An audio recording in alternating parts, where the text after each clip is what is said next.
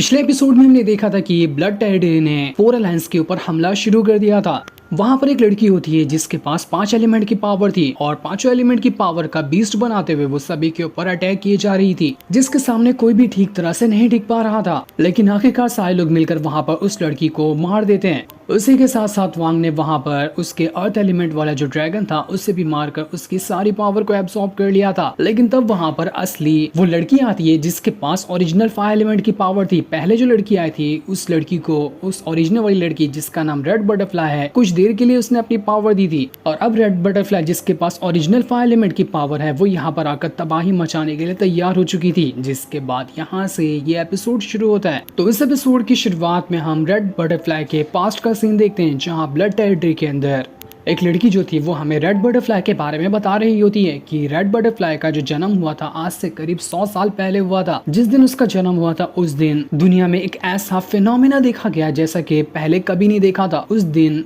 Haven और अर्थ की power एकदम बराबर की तरह से आपस में मेल खा रही थी, जो कि ऐसा पहले 1000 साल में कभी नहीं हुआ था। जैसे ही रेड बटरफ्लाई ने जन्म लिया था उसके बाद ही आसमान का पूरा रंग ही बदल गया। वहां पर 5 अलग अलग तरह की स्पिरिट को देखा गया जिनके अंदर 5 एलिमेंट की पावर थी। वो पांचों स्पिरिट की एलिमेंट की जो पावर थी उसने महल के चारों तरफ चक्कर लगाना शुरू कर दिया जिस घर के अंदर रेड बटरफ्लाई ने जन्म लिया था। ऐसा लग रहा था कि वो एलिमेंट की पावर रेड बटरफ्लाई के लिए ही यहाँ पर आई हुई है। और जैसा कि सबने सोचा था वही चीज हो गई। वो पांचों की पांचों एलिमेंट की जो पावर थी वो रेड बटरफ्लाई के लिए ही आई हुई थी। बचपन से ही रेड बटरफ्लाई के पास पांचों एलिमेंट की पावर है। इसी वजह से मैंने जिम्मेदारी उठाई कि आज से मैं हमेशा से रेड बटरफ्लाई को प्रोटेक्ट करूंगी ताकि उसे कोई खतरा ना हो और उसकी जो 5 एलिमेंट की पावर है वो उसे और ज्यादा अच्छी तरह से इंक्रीज कर सके। ये सारी बातें जो हमें बताई जा रही थी असल में वो रेड बटरफ्लाई के जो मास्टर है उसके ही कहने थे। वही यहाँ पर कहकर हमें बता रही होती है कि आखिर रेड बटरफ्लाई के जन्म के टाइम क्या हुआ था। वो उसकी पूरी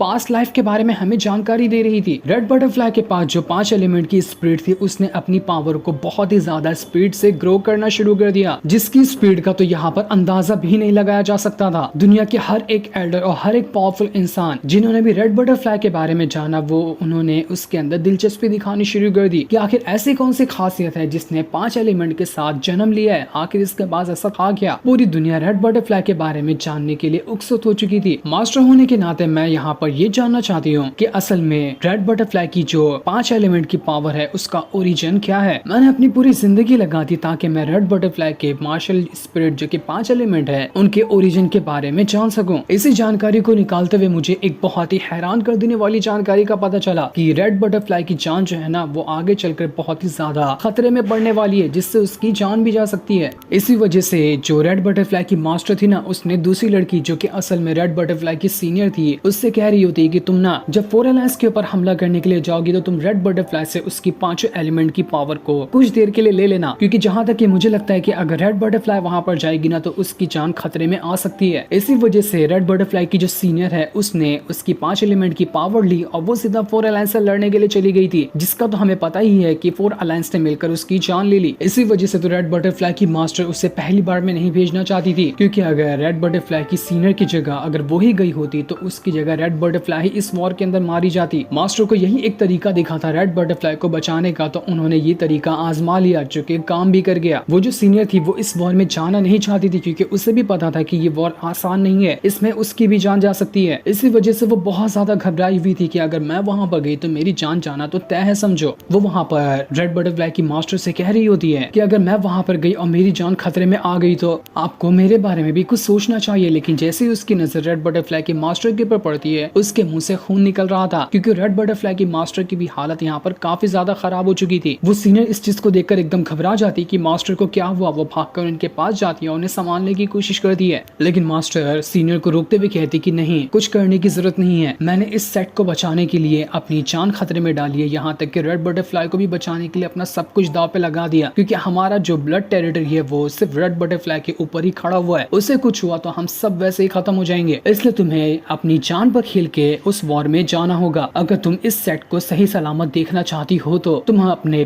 कदम पीछे नहीं कर सकती। हमारे पास दूसरा कोई भी रास्ता नहीं बचा हुआ है। मुझे माफ कर देना, मैं इस मौत के खेल में तुम्हें भेज रही हूँ और उसके अलावा मेरे पास कोई दूसरा ऑप्शन भी नहीं बचा है। ये सुनकर वो सीनियर काफी ज्यादा उदास हो जाती। वो अपने अंदर हिम्मत जुटाने लगती गई कि ठीक है, जब मेरी फैमिली, मेरे सेट को और सब कुछ को बचाने की जिम्मेदारी अब मेरे कंधे पे आ चुकी है तो ठीक है, मैं इस मिशन को जरूर पूरा करूंगी और मैं जाऊंगी रेड बटरफ्लाई की 5 स्पिरिट की पावर को लेकर 4 अलायंस के साथ लड़ने के लिए। इसी वजह से सीनियर तैयार हुई थी और इसने सीधा जाकर 4 अलायंस के ऊपर हमला शुरू कर दिया था, लेकिन बेचारी की फिर भी उसमें जान चली गई जैसा कि वो सोच कर आई थी। उसने खुद का सेक्रीफाइस दे दिया अपने ब्लड टेरिटरी को बचाने के लिए, जिसके बाद अब देखते ही देखते वो जो रेड बटरफ्लाई की मास्टर थी उसकी भी हालत खराब होने लगती है। वो पूरी तरह से वहां पर से गायब ही हो चुकी थी, मानो कि उससे भी इंटरनल काफी ज्यादा इंजरीज आ चुकी हैं। उसे देखकर तो वो सीनियर एकदम ज्यादा उदास हो जाते हैं और वहीं पर रोने लगती है, क्योंकि उस सीनियर की और रेड बटरफ्लाई की दोनों की एक ही मास्टर थी जो कि यही थी जो अब गायब हो चुकी है। मास्टर के यहाँ पर मरते ही पूरे के पूरे ब्लड टेरिटरी के लोग झुककर उनके सामने रिस्पेक्ट पेश करते हैं। अपनी मास्टर को मरता हुआ देखकर वो सीनियर एकदम ज्यादा उदास हो चुकी थी और पूरे जोश में आ जाती है कि ठीक है, मैं जा रही हूँ पूरे के पूरे 4 अलायंस को खत्म करने के लिए। वो सभी डिसाइपल से ऑर्डर दे दी थी कि जाओ, तैयार हो जाओ वॉर के लिए। और इसके बाद उस वॉर में क्या हुआ वो तो हमने देख ही लिया। अब हमें वापस से प्रेजेंट का सीन दिखाया जाता है, जहाँ पर जमीन के अंदर से जो वो मूर्तियां निकली थी उसने 4 अलायंस के सभी डिसाइपल के ऊपर हमला करना शुरू कर दिया था। सारे लोग अपनी जान बचाकर इधर उधर भाग रहे होते हैं। जो डिसाइपल कमजोर थे वो सभी तो बर्फ में जम कर गिरते ही जा रहे थे, उनकी जान जा रही थी। थोड़े बहुत जो पावरफुल लोग थे उन्होंने अपनी पावर का इस्तेमाल करते हुए खुद को बचा कर रखा था और अपनी पावर का इस्तेमाल करते हुए वो उन मूर्तियों को भी तोड़ने की कोशिश कर रहे थे ताकि वो मूर्तियां सभी के सभी को यहाँ पर बर्फ में ना जमा दे। लेकिन इतने सारे लोगों के अटैक का भी वहां पर मूर्तियों के ऊपर कोई असर नहीं हो रहा था। उन मूर्तियों के सर पर से कई सारे स्नेक बाहर निकल रहे थे, जो स्नेक ही यहाँ पर अपने अंदर से आइस पावर को फेंक रहे होते हैं। आइस पावर के संपर्क में जो भी आता उसका तो खात्मा बिल्कुल समझो तय ही था। इस चीज को देखकर वुटाई वहां पर अपने ड्रैगन को बाहर निकालता है और अपने ड्रैगन को उसने सीधा तैयार कर दिया था मूर्तियों के साथ फाइट करने के लिए। वो ड्रैगन वहां पर एकदम ज्यादा भड़क जाता है और अपनी बहुत ज्यादा पावर को एक्टिवेट करते हुए एक स्ट्रॉन्ग वाला अटैक उन मूर्तियों पे करना शुरू कर देता है। इस वजह से तो कई सारी मूर्तियां देखते ही देखते वहां पर टूट रही थी। इस वॉर में ऐसा लग रहा था कि 4 अलायंस की तरफ से अकेला वुटाई ही ऐसा बंदा है जो कि सबसे ज्यादा स्ट्रॉन्ग हो और वो दुश्मनों का मुकाबला कर रहा है, वरना बाकी कोई तो यहाँ पर कुछ भी नहीं कर पा रहे थे। वुटाई अपनी और अपने ड्रैगन की पूरी जान लगा देता है ताकि 4 अलायंस के लोगों को यहाँ पर बचाकर उन मूर्तियों को खत्म किया जा सके। लेकिन अकेला ड्रैगन यहाँ पर क्या ही कुछ नहीं कर लेता। जितना उससे हो रहा था वो वहाँ पर उतना पावर का इस्तेमाल करते हुए सभी को मारता है। लेकिन तभी वहाँ पर की जो जमीन थी अचानक से बहुत ज्यादा हिलना शुरू हो जाती है। ऐसा लग रहा था कि यहाँ पर बहुत ही बड़ी तबाही आ रही है और वो तबाही कोई और नहीं बल्कि रेड बटरफ्लाई थी जो कि पूरे गुस्से के साथ अब वहाँ पर बढ़ रही थी ताकि एक के बाद एक करते हुए वो सारे के सारे लोगों की जान ले सके। वहाँ पर आने के बाद रेड बटरफ्लाई जो होती है वो अपने लॉर्ड मैसेंजर को आवाज लगाती है और उससे कहती है कि मैं यहाँ पर ना एक इंसान को देख पा रही हूँ जिसके पास कोई कमाल की चीज है और वो चीज कोई और नहीं बल्कि वही अजूर ड्रैगन है। तो तुम जाओ और इस ड्रैगन को सबसे पहले खत्म कर दो। ये खत्म हो गया ना तो इसके बाद हम आसानी के साथ 4 अलायंस के ऊपर कब्जा कर सकते हैं। लॉर्ड मैसेंजर वहाँ पर कह रहा था कि मेरी अकेले की औकात नहीं कि मैं यहाँ पर इस ड्रैगन को खत्म कर सकूं, लेकिन हाँ मेरे पास तरीका है कि कैसे इस ड्रैगन को कमजोर किया जा सकता है। इसका और वुटाई का दोनों का ब्लड कनेक्शन आपस में जुड़ा हुआ है, इससे तोड़ दिया जाए तो वो ड्रैगन अपने आप ही कमजोर हो जाएगा। वुटाई ये देखकर एकदम ज्यादा घबरा जाता है कि अब ये लोग यहाँ पर क्या करने वाले। वो अपनी पावर को एक्टिवेट करते हुए लॉर्ड मैसेंजर के साथ फाइट करने की कोशिश करता है, लेकिन लॉर्ड मैसेंजर ने वहां पर अपने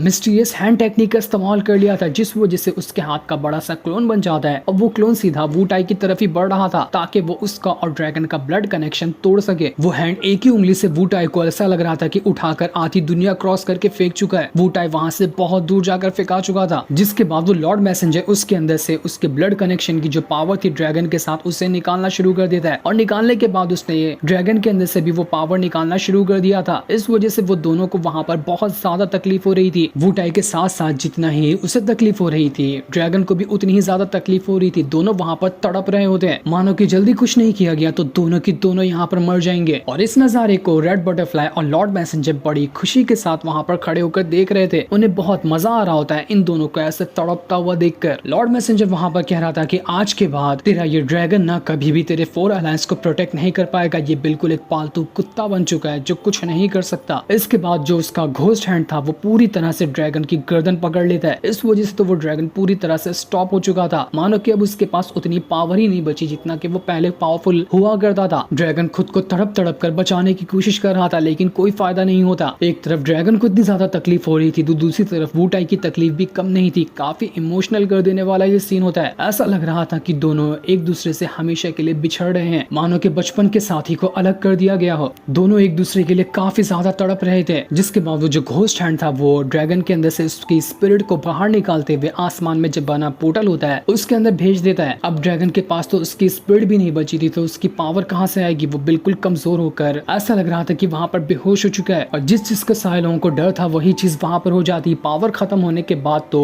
उस मूर्तियों के अटैक की वजह से वो ड्रैगन भी पत्थर में बदल कर वहां पर जमीन पे गिर जाता है। फोर अलायंस के लोगों में हरकंप मच जाता है कि नहीं, हमारी जान, जो हमारा ड्रैगन था वो यहाँ पर खत्म हो गया। अब ये नहीं रहा तो हम लोग कैसे यहाँ पर फाइट कर पाएंगे, हमारी हार यहाँ पर पक्की है, हमें कोई नहीं बचा सकता। सारे लोग एकदम ज्यादा घबरा चुके थे कि अब आगे क्या होगा। जो सीन दिखाते ही ये एपिसोड यहीं पर एंड हो जाता है।